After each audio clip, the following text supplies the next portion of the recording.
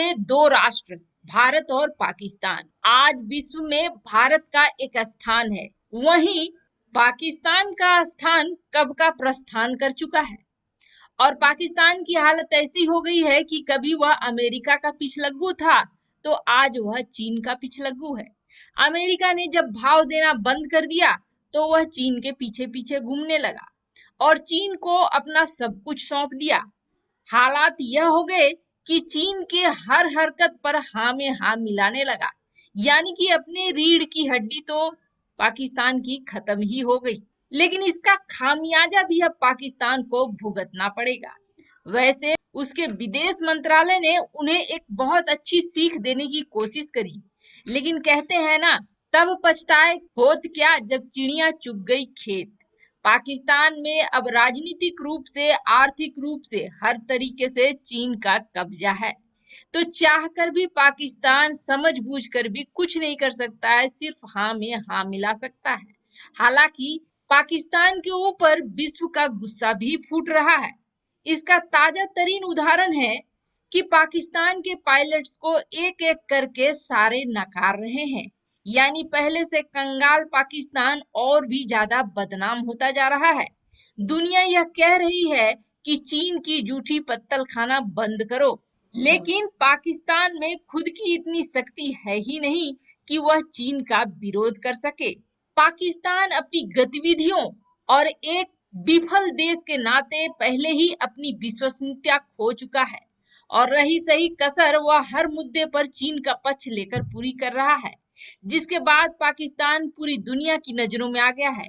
पाकिस्तान को अगर यह लगता है कि किसी जंग की सूरत में चीन उसका बचाव करने के लिए मैदान में आ जाएगा, तो यह पाकिस्तान की सबसे बड़ी भूल होगी, क्योंकि चीन पर पहले ही अमेरिका डंडा ताने खड़ा है। ऐसे में अगर पाकिस्तान को अपना वजूद बचाकर रखना है, तो उसे चीन की जूठी पत्तल खाना छोड़ना होगा।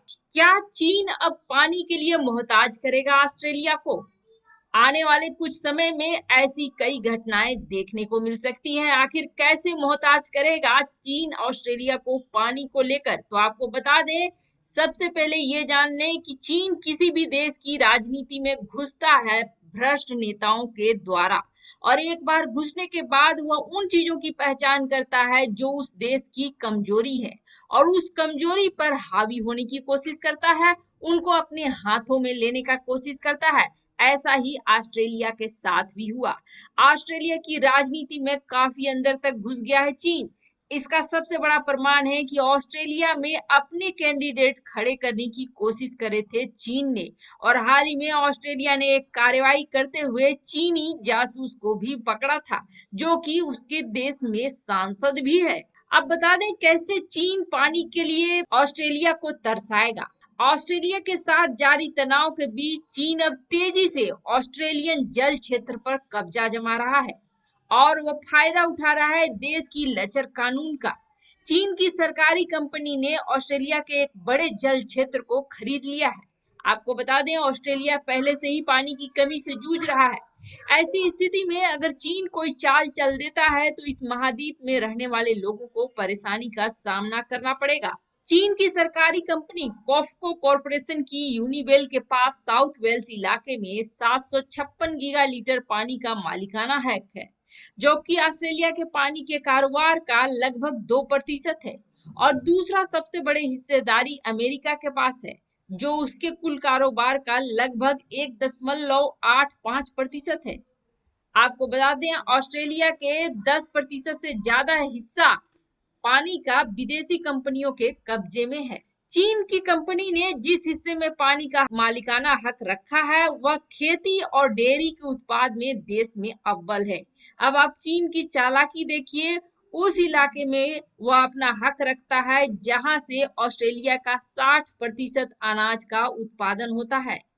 चीनी कम्युनिस्ट पार्टी के स्वामित्व वाले कोफो कॉरपोरेशन की यूनिवेल ने ऑस्ट्रेलिया के South Wales wider river system के मरे डार्लिंग बेसिन में इस पानी को खरीदा है। यानी कि इसकी अगर रोक कर देता है तो पानी के साथ साथ फसल और अनाज का उत्पादन भी बंद हो जाएगा। ऑस्ट्रेलिया ने 2014 में विदेशी कंपनियों को देश के जल स्रोतों को खरीदने की अनुमति दी थी, जिसका फायदा उठाते हुए चीनी कंपनी ने चुपके से ऑस्ट्रेलिया के इस विशेष क्षेत्र में पानी खरीद लिया।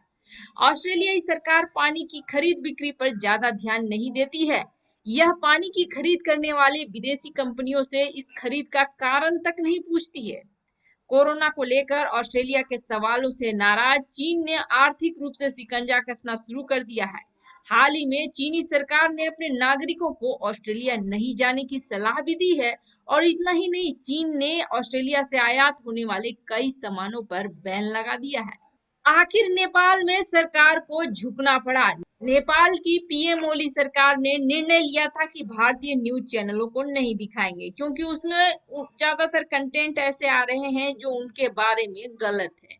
यानी खुद को बचाने के लिए उन्होंने ऐसे चैनलों को ही बंद करने का फैसला लिया। और बड़ी बात यह है कि सिर्फ भारत के चैनल बंद हुए थे, पाकिस्तान और चीन के चैनल बिना किसी रुकावट के चल रहे थे। लेकिन अब वहां की जनता की वजह से पीएम ओली को अपना यह आदेश वापस लेना पड़ा। वैसे तो यह आदेश आधिकारिक तौर पर नहीं दिया गया था, लेकिन अंदर अंदर यह आदेश दिया गया था। पीएम केपी शर्मा ओली और चीनी राजदूत को लेकर किए गए कवरेज से नाराज होकर देश में भारतीय चैनलों को बंद कर दिया था। शर्मा ने कहा था कि कुछ चैनल अभी आपत्तिजनक कार्यक्रम दिखा रहे हैं जो अभी भी नेपाल में प्रतिबंधित है।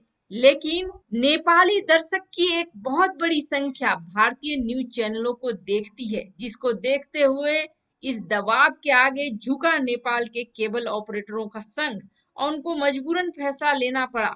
लेकिन इस बार उन्होंने एक किंतु परंतु लगा कर दिया है कि अगर फिर से इस तरह के कोई न्यूज दिखाए गए तो फिर से बैन लगा दिया जाएगा। अगर अमेरिका को अपना आत्मसम्मान बचाना है तो यह लड़ाई उसे लड़नी पड़ेगी। दक्षिण चीन सागर में चीन की सेना और अमेरिका के बीच तनाव लगातार बढ़ता जा रहा है। ये दोनों ही देश परमाणु हथियारों से लैस हैं और इस इलाके में जोरदार युद्धाभ्यास कर रहे हैं। ऐसे में दोनों देशों के बीच संघर्ष भड़कने की आशंका मंडराने लगी है। इस बीच चीन के किसी भी दुस्साहस से निपटने के लिए अमेरिका अब ड्रैगन की चौतरफा घेरेबंदी में जुट गया है। चीन के किसी से भी संभावित हमले से निपटने के लिए अमेरिका द्वितीय विश्व युद्ध के समय जितने भी अपने नौसैनिक ठिकाने थे उसको मॉडर्न करने में जुट गया है। चीन से निपटने के लिए अमेरिका अब अपने द्वितीय विश्व युद्ध के समय के नौसैनिक अड्डे को आधुनिक बनाने में जुट गया है। अमेरिका प्रशांत महासागर में स्थित अपने वेक द्वीप पर बने नेवल बेस को आधुनिक बनाने में जुटा है। यह द्वीप अमेरिका के हवाई और जापान के बीच में स्थित है। अमेरिका अपने गुआम में बने नेवल बेस और वेक द्वीप पर बने नेवल बेस से चीन और उत्तर कोरिया की हर हरकत पर नजर रख सकेगा। द्वितीय विश्व युद्ध के समय वेक द्वीप समूह जापान और अमेरिका के बीच भीषण युद्ध का गवाह बना था। यह प्रशांत महासागर में अमेरिका की एक रणनीतिक पोस्ट है, जहां से नौसैनिक आराम करते हैं और तेल या रिपेयर कराते हैं। अभी अमेरिका के वेक द्वीप के अड्डों को आधुनिक बनाने के लिए जोर शोर से गतिविधियां चल रही हैं। यहाँ पर अमेरिकी वायुसेना के लिए आधारभूत ढांचे बनाए जा रहे हैं, और ऐसा माना जा रहा है कि यह अमेरिकी नेवल बेस चीन और उत्तर कोरिया के मध्यम दूरी के मिसाइलों की रेंज में नहीं आता है। इस द्वीप पर 3 किलोमीटर लंबा रनवे है और यहाँ पर लड़ाकू विमान आसानी से उतर सकते हैं। इस पूरे अड्डे को अब आधुनिक रूप दिया जा रहा है। चीन दक्षिण चीन सागर में अपनी पकड़ मजबूत करने के लिए कृत्रिम द्वीप बनाने के बाद रणनीतिक रूप से बेहद अहम इस समुद्र में एक और नापाक कदम उठाने की तैयारी कर रहा है। करीब 10 साल तक योजना बनाने के बाद चीन अब दक्षिण चीन सागर में एयर डिफेंस आइडेंटिफिकेशन जोन बनाने जा रहा है। चीन अपने इस जोन में ताइवान या वियतनाम के कंट्रोल वाले द्वीपों को शामिल करने जा रहा है, जिससे अमेरिका और पड़ोसी देश के साथ उसका तनाव चरम पर पहुंच गया है। चीन जबरन यह दावा करता है कि वियतनाम, मलेशिया, इंडोनेशिया और ताइवान से सटा समुद्री तटीय इलाका उसका है। चीन ने दक्षिण चीन सागर में परासेल और स्पार्टले नाम से कृत्रिम द्वीपों की एक श्रृंखला बनाई है। इन द्वीपों पर चीन ने हवाई पट्टी भी बनाई है, fighter jet, missile defence system और अन्य सैन्य साजो सामान तैनात करे हैं। चीन इन द्वीपों के पास व्यापक युद्धाभ्यास कर रहा है जो करीब 70 दिनों तक चलेगा। और माना जा रहा है कि चीन का यह युद्धाभ्यास अपने पड़ोसियों और ताइवान को डराने के लिए किया जा रहा है। चीन की चुनौती से निपटने के लिए अमेरिका ने भी अपने 2 परमाणु ऊर्जा से चलने वाले एयरक्राफ्ट कैरियर भेज दिए हैं। अमेरिका की जवाबी कार्रवाई से बौखलाए चीन ने अब मिसाइलों का डर भी दिखाया है।